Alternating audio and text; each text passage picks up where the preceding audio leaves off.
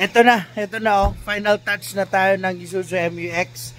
And Sunday ngayon, kakagaling lang namin sa Legazpi City kasi may nag-viewing ng Toyota Innova. At ito, diretso muna ako dito kasi sisilipin ko, titingnan ko itong Isuzu MU-X na for final touch natin. Kasi for release natin ito.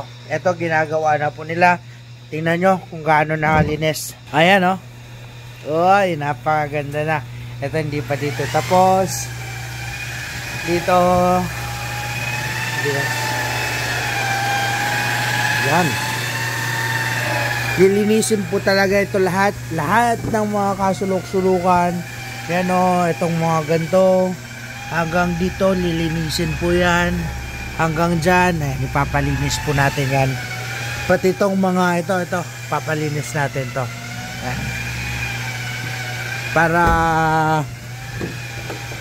pag-release nito talagang maayos na maayos, malinis na malinis. Ayan o, papalinis natin to.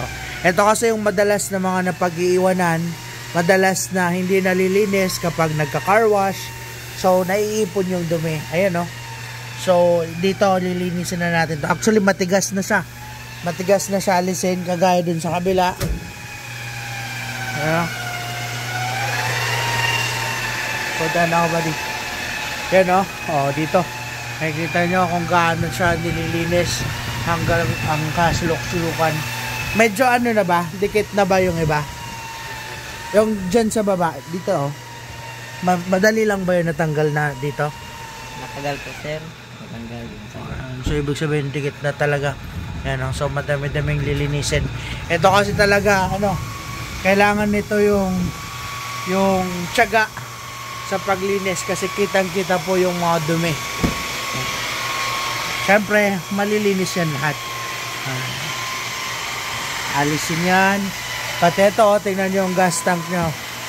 Maduming-dumi na. So, lilinisin din po yan. Tapos, siyempre, tatanggalan to ng acid rain. Tatanggalan siya sa salamin at sa body. Okay. Good.